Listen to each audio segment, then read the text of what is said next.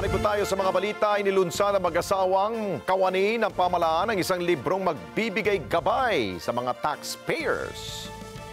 Layunin umano ng librong ito na madaling maunawaan ng publiko ang batas tungkol sa pagbabayad ng hindi lamang buwis, kundi tamang buwis. Vic Sumintak sa balita.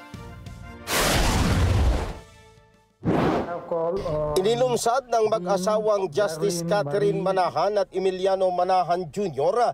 ng Court of Tax Appeal ang librong National Internal Revenue Code, Basic Taxation Law at Empowered Parenting in the Digital Age. Sinabi ni Justice Manahan ang bagong libro tungkol sa taxation ay pakikinabangan hindi lamang ng mga law students, kundi maging ng mga ordinaryong mamamayan para madaling intindihin ang mga batas tungkol sa pagbabayad ng buwis.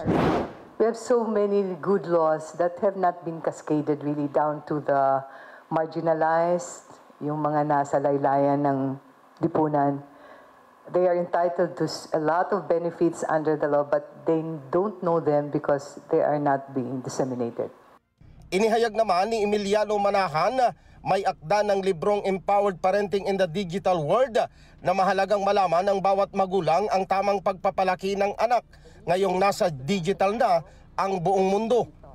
Ayon kay Manahan, unti-unti nang nawawalang attachment ang magulang at anak dahil inaagaw na ito ng mga gadget na nagdudulot ng problema sa samahan ng pamilya.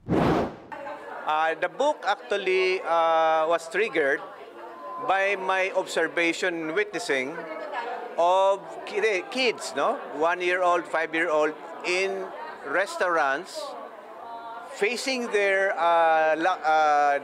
tablet or iPhone, either playing with the mom in front of him or her, not talking to each other.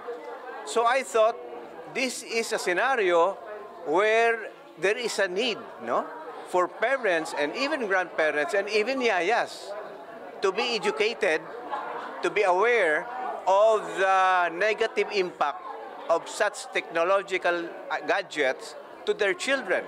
Vic Sumintak para sa Mata ng Agila, matatag, matapang, matapat.